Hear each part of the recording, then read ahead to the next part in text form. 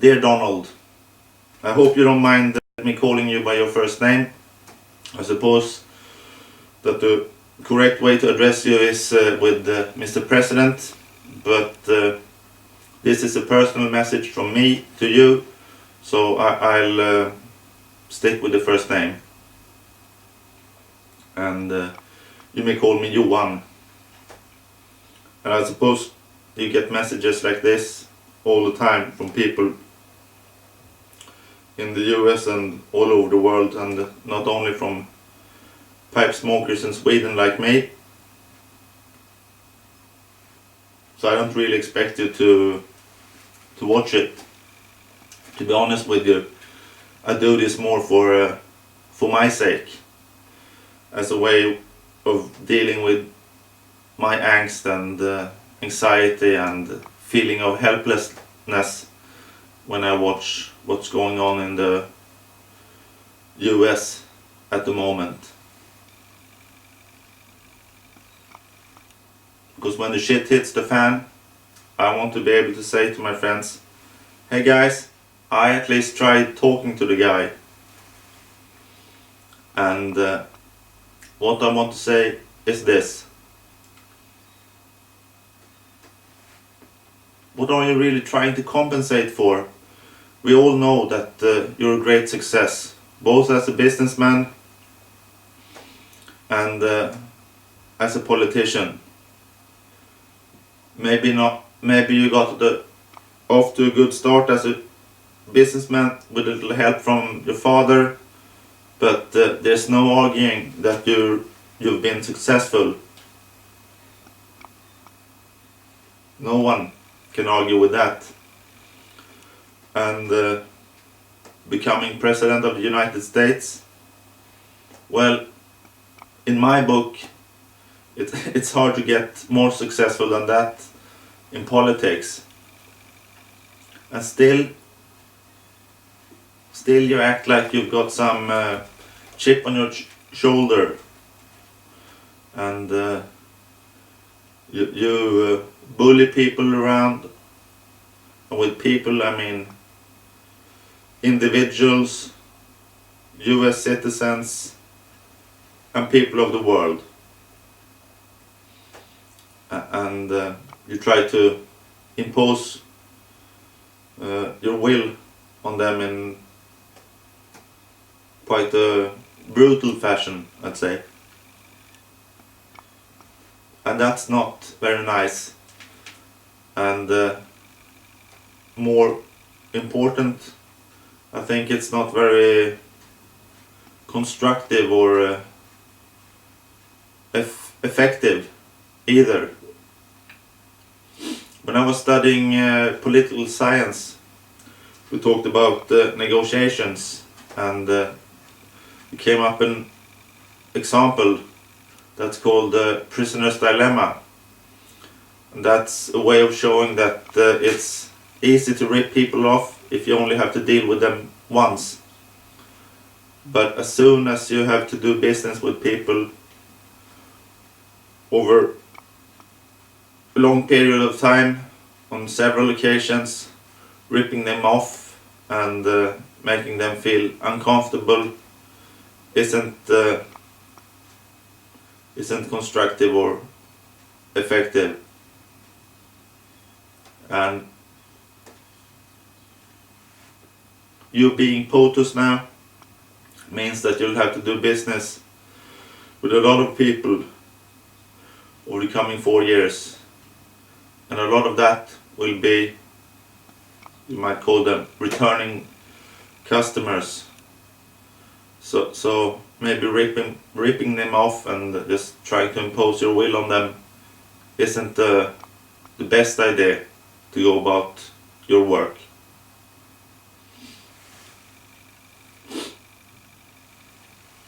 And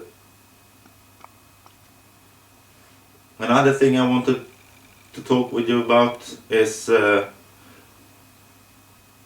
long-term goals contra quick fixes. It's easy to go for the quick fix, but quick fixes have a tendency to come back and bite you in the butt And I mean the US and Tony Blair's intervention in Iraq is a brilliant example of that. You guys jumped the gun and ended up with a mess, real mess, and the mess that helped create the Islamic State, a terror organization that you are now trying to fight by putting a stigma on all Muslims. And I agree with Senator John McCain there. That is a counterproductive way to try to make the USA more secure. I also want to urge you to reconsider your attitude towards the media. I know they can be a pain in the ass, but they actually have an important role to play in a free and open society, in a democratic society.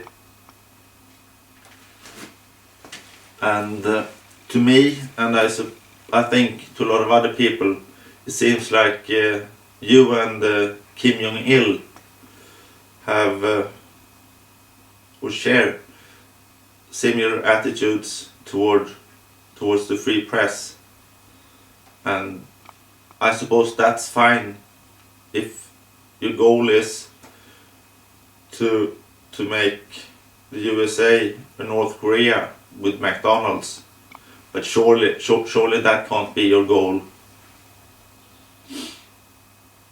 And also you shouldn't take everything the media says so personal. Okay, they criticize you, but not all people that criticize you are morons. I suppose some of them are, but not all. And after all, you're top dog at the moment. So why just not show that?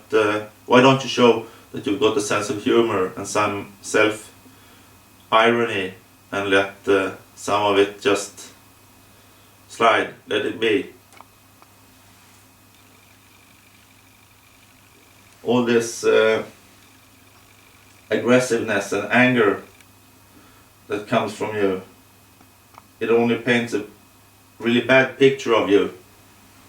It makes you seem insecure and even childish.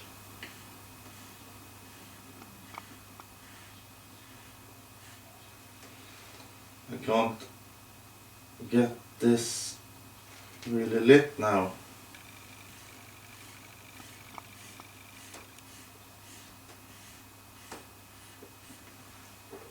Sorry for that.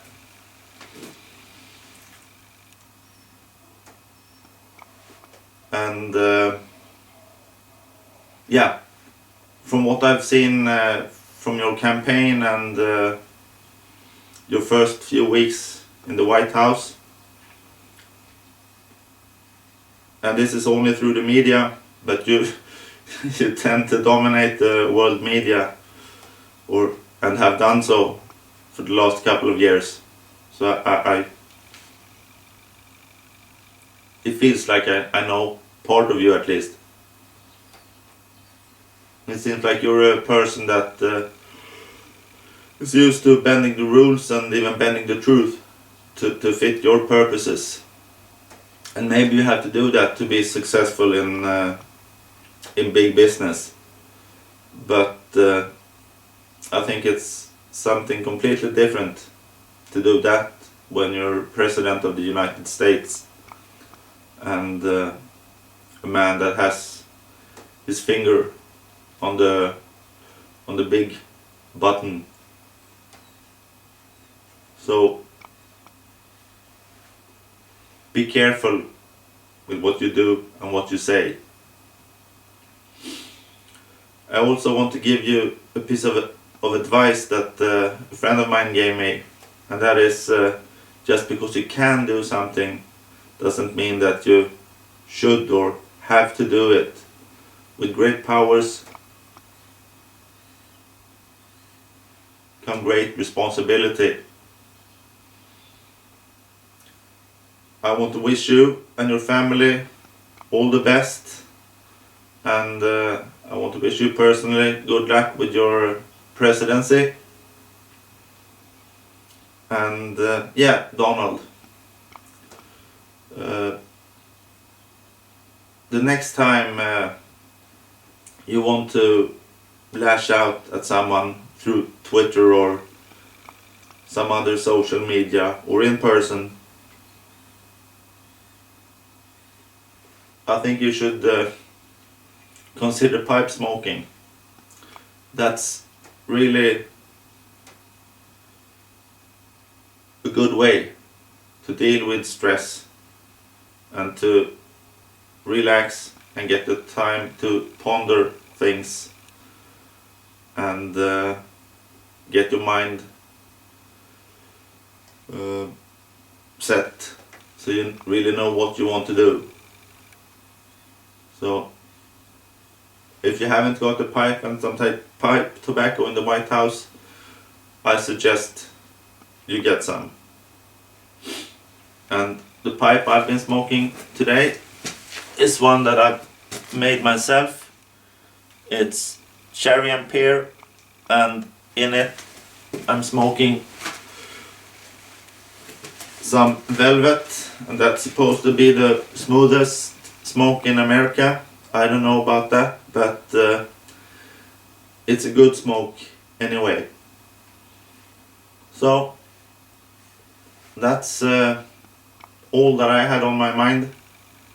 Thanks for watching. Take care. Maybe I'll see you again. Bye.